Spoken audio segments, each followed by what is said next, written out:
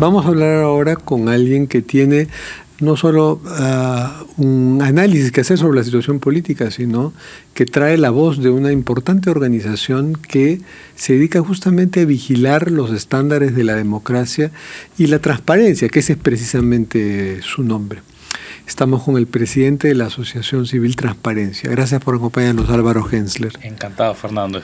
Bueno, ustedes pues constantemente están viendo y tomando reacciones y emitiendo comunicados sobre las cosas que pasan, ¿no? Esta semana la terminamos con algunas noticias de este Congreso expandido, ¿no? Que está diseñando o contradiseñando o desordenando la estructura del Estado, pensando tal vez en que los partidos que ahora lo gobiernan van a ocupar una buena posición en el Congreso que viene, y vaya uno a saber, lo más probable es que la población no quiera repetir el plato, pero igual estaría quedando un diseño que preocupa mucho. ¿Qué observaciones tiene Transparencia? Sí, bueno, en realidad estamos nosotros preocupados hace buen tiempo, ¿no? Hay una degradación institucional que desde el gobierno del Castillo con la presidenta Boluarte y este Congreso ha habido una acelerada degradación, y casi que no sabemos cuán fondo es el abismo, ¿no? Y la preocupación no tanto es porque no haya que mejorar el diseño institucional, porque el sistema de justicia requiere ser reformado, el sistema político requiere ser reformado, sino que con la excusa de un diagnóstico de cosas que hay que mejorar, se introducen principios que van en contra de la democracia. Una reducción. Yo diría que esta semana hay tres alertas importantes. Nos hemos pronunciado más de lo usual. Primero, una reducción en la libertad de asociación, ¿no? Hay una ley en relación a la regulación de las ONGs que en realidad hay muchos elementos positivos. A través del APSI, ¿no? Que sí, es un ente adscrito de la Cancillería que vigila y regula la presencia de ONGs. Y creo que es positivo la regulación técnica. Creo que el proyecto que se ha presentado tiene elementos de potencial control político discrecional. Por ejemplo, uno. Se crea entidades en el MEF y en la Cancillería para se requiere la aprobación de planes y proyectos tanto de la cooperación como de las ONGs, y con cierto recelo, por ejemplo, sobre el activismo político, ¿no? Hay varios espacios nebulosos sobre cómo se va a utilizar. Entonces, se da poder a más entidades para la regulación, pero con cierta discrecionalidad. O sea, la regulación estaría condicionada. Esta ONG está haciendo activismo político, entonces impido, frustro que reciba financiamiento internacional. Y hoy de repente tiene algún interés político en los jugadores que están ahora en el poder, pero eso puede jugar en contra de ellos mismos. Cuando hayan otras en el poder, puede ir en contra. Hay la idea que todas las ONG son pues caviar, izquierda progresista, pero hay ONGs que son de derecha también. Totalmente, y hoy pueden ser las menos y hay muchos movimientos también religiosos que podrían entrar en esto, ¿no? Y yo creo que aquí no es que no hay que hacer regulación ni pensar cómo evitar que el financiamiento ilegal llegue a las ONGs. De hecho, lo que hay que prestar atención es que APSI misma técnicamente dio una recomendación para mejorar la regulación en la comisión y no le hicieron caso, ¿no? Claro, entonces, solo el dinero de Soros se pararía. ¿Ustedes reciben dinero de Soros en Transparencia? No. Es que hay este mito, esta leyenda, ¿no? Que Soros gobierna el mundo a través del financiamiento de las Nosotros somos muy transparentes con el Soros, que por cierto es un hombre de 90 y tantos años. Sí. ¿no? Bueno, uno es la caída de la libertad de asociación, y hay un peligro ahí. Y aparte de mis conversaciones con organizaciones empresariales, eclesiásticas, cívicas, sociales, hay preocupación de todos sobre este proyecto. La segunda es sobre los movimientos regionales, ¿no?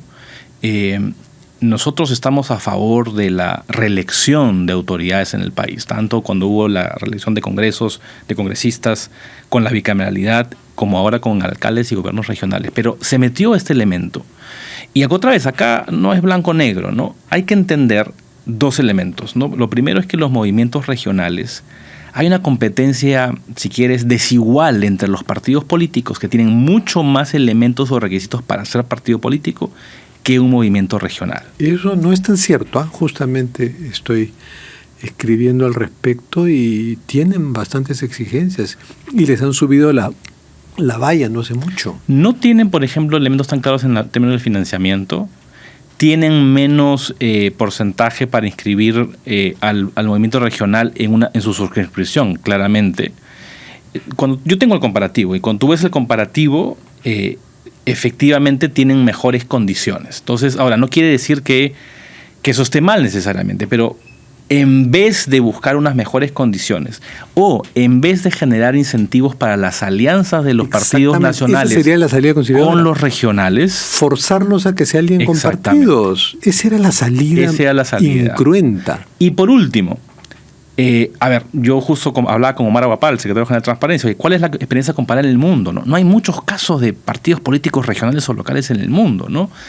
Y de repente nunca se debió abrir esa puerta, y más bien deberíamos haber fortalecido los partidos políticos nacionales para que tengan más representación. Incluso se abrió la puerta de los movimientos locales, de acuerdo, que eso desapareció.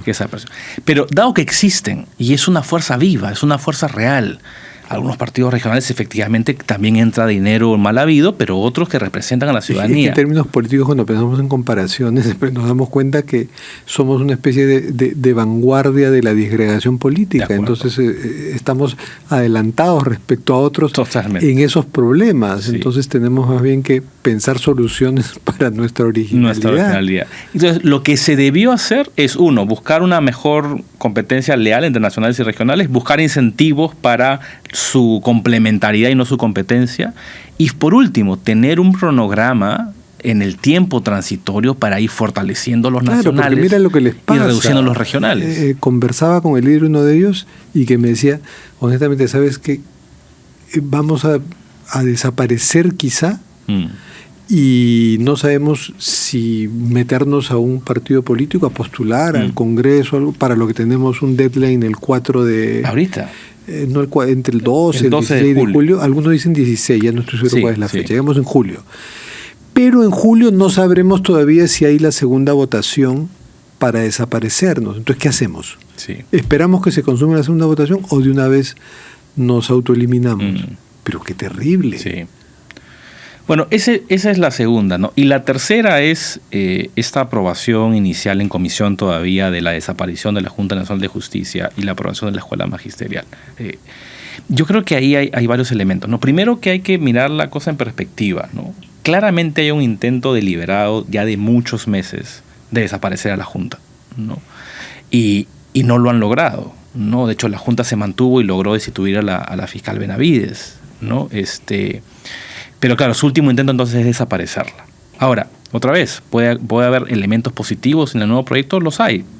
Pero hay ciertos principios que tenemos que defender. Yo creo que en vez de meternos a la letra chiquita, creo que los demócratas tenemos que defender principios. Hay un principio que se rompe claramente con la propuesta nueva, que es la interferencia del poder político en las decisiones judiciales y del sistema electoral.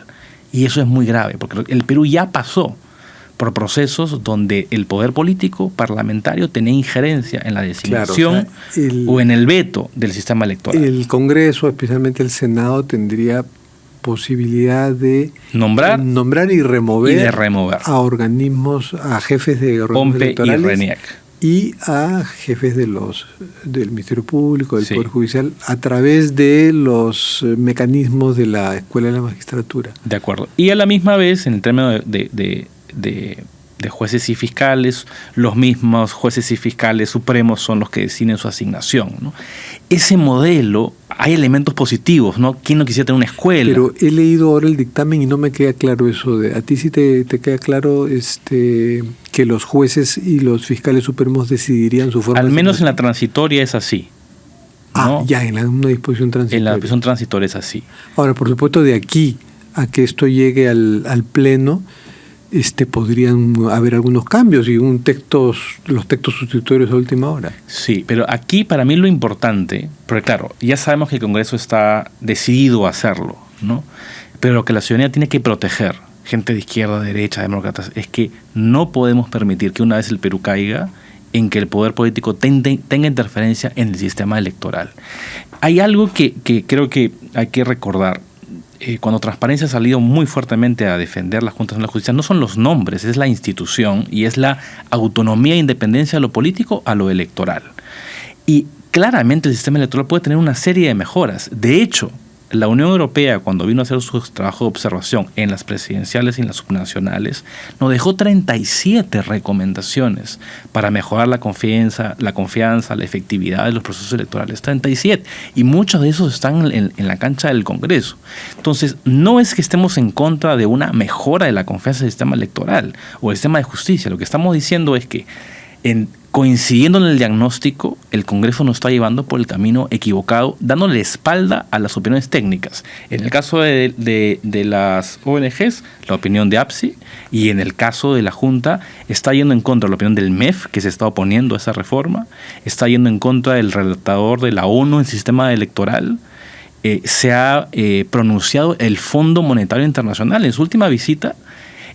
Digamos, no creo que el Fondo Monetario sea caviar, ¿verdad? Por la Junta Nacional de Justicia. Y su independencia y autonomía. Y otra vez, no está defendiendo a los miembros de la Junta. Está defendiendo que el sistema, que es perfectible, claramente que es perfectible, pero el principio tiene que estar separado del poder político. Y lamentablemente el Congreso, si quieres pensar positivamente, quiere hacer una mejora, pero claramente hay también intereses subalternos de controlar el sistema electoral y el sistema de justicia desde la política. Es que esto de llegar al fondo de la desaprobación política está en pues un 6%, que fue la encuesta del IEP, ¿no?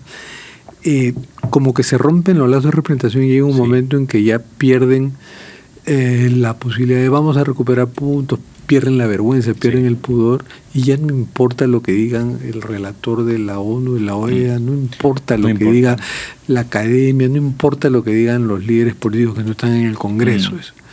Vamos a seguir aprovechando esta feria y la desmovilización popular. El otro día tuve una muy buena conversación con el embajador de Uruguay en el Perú, que fue vicepresidente de Uruguay en el 2000, ¿no? El Partido Colorado. Y en la conversación creo que algo que podríamos aprender de Uruguay es que, a diferencia de los partidos peruanos que buscan ganar en el corto plazo, ¿no? Su objetivo es ganar, y como sea, ¿no? Uruguay es un ejemplo de buscar gobernabilidad. Como ellos, por dar un ejemplo, ¿no? Si en las próximas elecciones tenemos tantos partidos políticos y quizás un candidato con 10, 12% pasa a segunda vuelta y gana, y están haciendo lo imposible para tener mayores chances de poder ganar, así sea con 10%. Fernando, quien gane en la próxima elección sin un mínimo de parlamento, de parlamentarios en el diputado, con un Senado mucho más poderoso, el país, quien sea, venga un supercandidato o un antisistema, va a ser totalmente ingobernable el país, ¿no? Entonces, la experiencia de Uruguay nos debe enseñar mucho, porque los partidos en Uruguay no están orientados a ganar la elección y hacer el cambio de reglas para ganar la elección. Sí, es pensar en el futuro y no en este carpe diem congresal que estamos viviendo, ¿no? Y transparencia, ¿qué le exige a la presidenta de los organismos y a las autoridades en términos de hablar con la prensa, que es una manera de hablar con la ciudadanía, que es una base de la transparencia? No solo la presidenta no habla 60 días sin hablar, sino el presidente del Congreso, desde que lo nombraron presidente, no ha hablado. ¿Qué y cómo exigirles que hablen? La encuesta de aprobación de la presidencia de la República, el Congreso se mide por los últimos 30 años, ¿no? Y hoy, si uno mezcla las aprobaciones de la presidenta y el Congreso, estamos en el punto más bajo histórico en los últimos 30 años de democracia en el país. Y eso, además, refleja la ruptura absoluta de la clase política con la ciudadanía, claramente en gran parte por la toma de las economías ilegales y la entrada a la política, y claramente el hacer las espaldas simplemente por querer ganar en el corto plazo. Y es muy lamentable que la presidenta de la República, con todos los cuestionamientos políticos que tiene, judiciales que tiene, el Congreso, el presidente del Congreso que partió, nosotros alertamos sobre la designación del presidente del Congreso por elementos en su historia personal y profesional, a pesar de eso fue elegido, no den la cara al país. Y yo creo que esa es una falta de transparencia enorme. Y lo que están generando, Fernando, no solamente es bajar en popularidad y seguir en este desgobierno y un Congreso más interesado en el cortísimo plazo, sino están poniendo en peligro el futuro democrático del país. Hay dos encuestas que nos debe preocupar, resultados de encuesta, ¿no? Sacó IDEA con Ipsos una encuesta hace poco acerca de la tolerancia al autoritarismo de la población peruana y ha ido aumentando el nivel de tolerancia de tener gobernantes muy autoritarios con tal que sean efectivos. La historia nos ha demostrado que ningún gobierno autoritario o dictatorial, por más efectivo que sea, le hace bien a la ciudadanía. Pero es un anhelo de, ¿no? Ante el caos, anhelo, porque autoritario podría ser el de López Aliaga en la alcaldía de Lima. Y lo que está generando eso, además, el segundo elemento es que las nuevas generaciones le están perdiendo fe a la democracia. Y eso pasa en el mundo, ¿no? Hay un problema con la democracia en el mundo, la democracia representativa, y se está intentando la democracia más deliberativa, participativa. Hay muchos grupos de jóvenes en el país que están muy ávidos de comenzar a hacer más cosas, a involucrarse. Pero lo que está haciendo día a día el Congreso del Gobierno es generando un mal a largo plazo. Hay otro dato que para mí me parece escalofriante. Terminamos, por favor. Sí, en los últimos 30 años se han ido del país cerca de 3 millones de peruanos, echando raíces a otros lugares. En los últimos 2 ha ido 1 millón. 1 millón de gente de mi generación que piensa que el país ya no es un lugar para formar una familia. Y eso es terrorífico cuando perdemos el talento y las nuevas generaciones. Es uno de los datos más terribles que nos tiene que hacer, que haga pensar al Congreso. Muchas gracias, Álvaro Heller, presidente de Transparencia.